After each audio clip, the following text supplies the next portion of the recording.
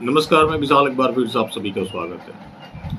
आजकल कई क्रांतिकारी पत्रकार भी घूम रहे हैं जो कि मोदी विरोधी तो दिखते हैं, लेकिन काम वो मोदी के ही हित में करते हैं। अब जैसे कि बीजेपी, आरएसएस या फिर मोदी को फासिस्ट बताना, उनको एंटी मुस्लिम बताना, ये कहीं ना कहीं फ़ायदा देता है और इससे उनको रिएक्शन में वोट मिलते हैं। जो कि हिंदू कम्युनिटी के बीच में एक चीज़ प्रसारित कर दिया गया कि जो मतलब इस्लाम के खिलाफ दिखता है वो स्वतः ही हिंदू हितैषी हो जाता है। अब ये सब जो आप देखते हैं, रवीश कुमार हो, अजीत अंजुम हो, संजय शर्मा हो, ब्रिजेश वशिष्ठ हो या बाकी अन्य कई जो इनके गिरोह के हैं, इनसे मिलते जुलते हैं, वो सभी कुछ इस तरह का एजेंडा चलाते हैं। इनकी एक खास ऑडियंस है।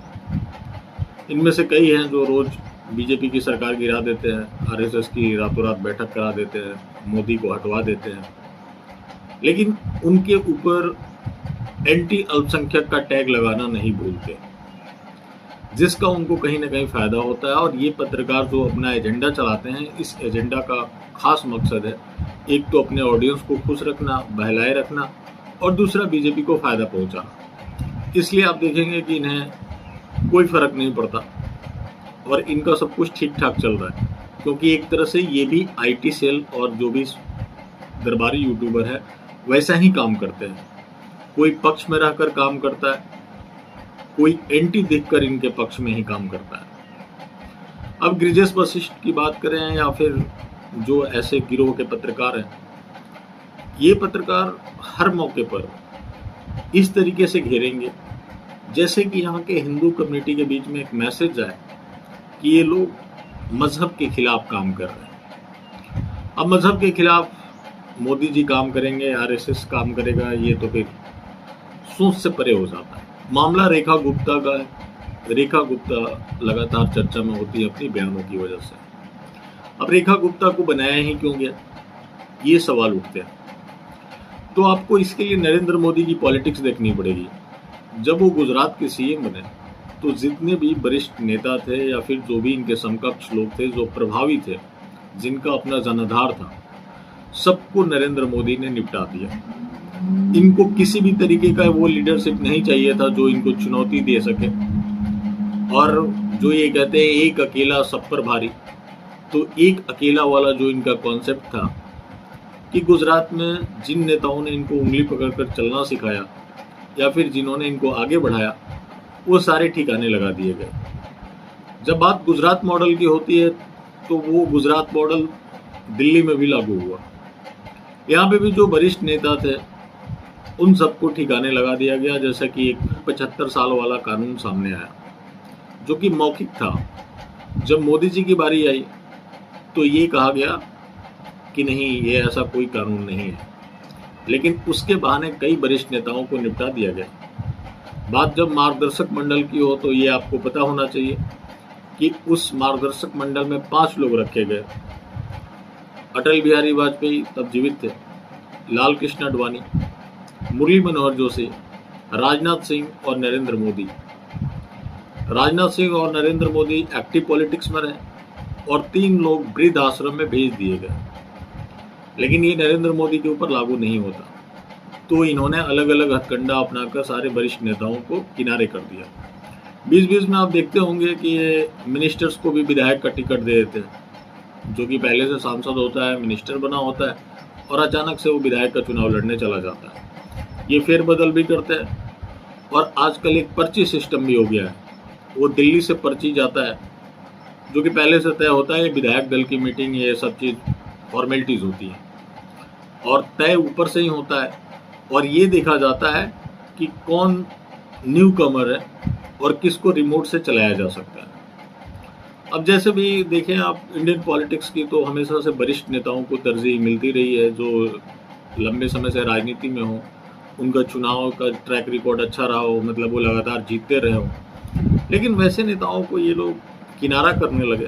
और मोदी की जो स्ट्रेटजी की बात होती है, जो मीडिया बताती है कि वो कोई भी नहीं जानता, वास्तव में कोई भी नहीं जानता, क्योंकि उसे रिमोट से चलाना होता है और जो रिमोट से चलेगा वही फिट रह पाएगा। अब रेखा गुप्ता के साथ भी यही हुआ। कई वरिष्ठ नेता थे, अचानक से रेखा गुप्ता का नाम सामने आया। क्यों? इसलिए कि रिमोट से चलाया जा सके। अब रेखा गुप्ता सीएम बनी तो कई बयानों को लेकर चर्चा में रही। अभी हाल में उनका एक बयान सामने आया था जो कि जल जमाव को लेकर सवाल हुए, तो उन्होंने बताया कि नीचे तावा तो लगा नहीं जो भाप बन जाएगा, और पहले उस पॉइंट्स की बात करती थी जहां जहां से जल भराव होते थे और उसके ऊपर काम करने की बात करती थी, और अब तावे की बात करने लगी। उस रेखा गुप्ता या फिर किसी अन्य नेता के नाम से फर्जी अकाउंट बनना आम बात है। अब जिस नाम के साथ इनसाइट लगा हो, पैरोडी लगा हो और उस पर रिएक्ट करना और खुद को क्रांतिकारी और खोजी पत्रकार बताना, ये समझ से परे हो जाता है। तो चलिए, अगर वो करते भी हैं, दिल्ली विधानसभा चुनाव के दौरान नरेंद्र मोदी ने कहा था कि कोई भी झुग्गी नहीं टूटेगी। अब नरेंद्र मोदी ने कहा कि ये नहीं होगा तो वो जरूर होगा। जो बोलेंगे कि ये होगा वो कभी भी नहीं होगा, मतलब जो वो बोलेंगे उसका उलट काम होगा। अब दिल्ली में झुग्गियों के खिलाफ एक्शन हो रहे हैं, बुलडोजर चल रहे हैं, तो भारत में इसको लेकर राजनीति तो शुरू हो ही जाती है। एक पक्ष इसे देश हित में बताता है, दूसरा पक्ष इसे देश के खिलाफ बताता है। अब भारतवर्ष में अवैध घुसपैठियों को आइडेंटिफाई करना मुश्किल काम है, जैसा कि ये सरकार बोलती है।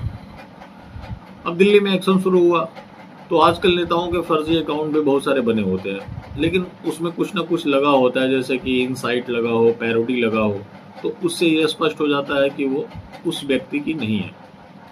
रही बात ब्लू टिक की, तो आप भी पैसे पे करेंगे, आपको भी ब्लू टिक मिल जाएगा।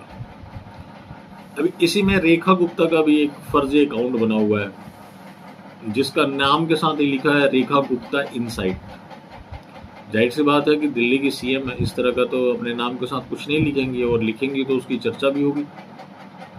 तो उस फर्जी अकाउंट से एक ट्वीट आता है, दिल्ली में रोहिंग्याओं पर चले बुलडोजर, क्या आप कार्यवाही से खुश है? इस पर प्रतिक्रिया देते हुए गिरिजेश वशिष्ठ, ये भी क्रांतिकारी पत्रकार है, कोई सबूत है आपके पास कि रोहिंग्या थे? आप जानती हैं कि आप रोहिंग्या लिखकर भारत की नाक कटाने में लगी हैं। नफरत एक हद तक ही ठीक लगती है। रोहिंग्या बस्ती पर बुलडोजर चलाने का मतलब है कि यूएन तक मामला उठना। जब ज्ञान सिर्फ व्हाट्सएप वाला हो तो ऑफिशियल अकाउंट यूज ना करें। तो गिरिजेश वशिष्ठ फर्जी अकाउंट पर रिएक्ट करने लगे और उसको ऑफिशियल अकाउंट बताने लगे। बात रोहिंग्या की है, और ये निशाना किसको बना रहे हैं? भारतीय जनता पार्टी को। जिस पार्टी ने रोहिंग्या को बसाया है, उसके बाद ये जिस यूएन की बात कर रहे हैं, 1951 यूएन रिफ्यूजी कन्वेंशन में भारत दूर रहा था। मतलब भारत की ये कोई जवाबदेही नहीं है किसी भी घुसपैठियों को लेकर।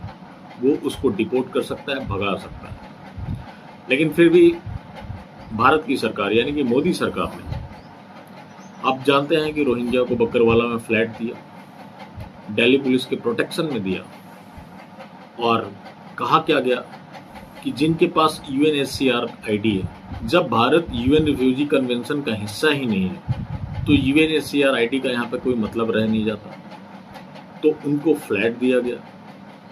आप जानते होंगे कि म्यांमार में रोहिंग्याओं के लिए 250 फ्लैट भी इन्होंने पूर्व में बनवाए थे। बांग्लादेश ने हाथ खड़े कर दिए कि हम उनके खर्च नहीं उठा पाएंगे, तो भारत सरकार ने रोहिंग्याओं के लिए आर्थिक मदद बांग्लादेश में भी भेजी थी। आपको म्यांमार में जो रोहिंग्या सेंट्रिक एरियाज हैं, उसको देखकर भारत सरकार ने डेवलपमेंट भी कराया है। और जब मैं भारत सरकार की बात कर रहा हूँ तो मोदी सरकार की बात कर रहा हूँ, ये नहीं कि पूर्व की सरकार करा रही थी, ये वर्तमान सरकार करा रही है। तो जो पार्टी रोहिंग्याओं के लिए इतनी समर्पित हो, उसके लिए नफरत करने की बात कहाँ से आ जाएगी? तो ये खुद को पत्रकार बताने वाले एक तो फर्जी अकाउंट पर रिएक्ट करते हैं, और दूसरा जिस यूएन की बात करते हैं, इनको ये बेसिक भी नहीं पता कि इसमें यूएन का कोई मामला बनता ही नहीं है, क्योंकि भारत ने यूएन रिफ्यूजी कन्वेंशन में सिग्नेचर नहीं किया था कि वो शरणार्थियों को लेगा। लेकिन ये सब भी क्रांति ला रहे हैं, और कहीं ना कहीं इससे भी भारतीय जनता पार्टी का फायदा होता है, जो कि सही मायने में अगर देखा जाए तो ये लोग इन सबका साथ सबका विकास कर रहे हैं। विरोध के नाम पर अपने ऑडियंस को भी इंगेज करके रखते हैं, एक खास एजेंडा के साथ काम करते हैं, तो खास एजेंडा वाले लोग भी जुड़ते हैं, जिससे कि सब कुछ बढ़िया चल रहा है। तो ये कहना कि ये लोग सच के साथ है, ये कहना बड़ा मुश्किल काम होगा। आज बीजेपी की जो राइज भी हुई है इतनी, उसके पीछे इन लोगों की भी एक महत्वपूर्ण भूमिका रही है। तो चले अभी के लिए बस यहीं तक, बाकी फिर मिलते हैं। धन्यवाद।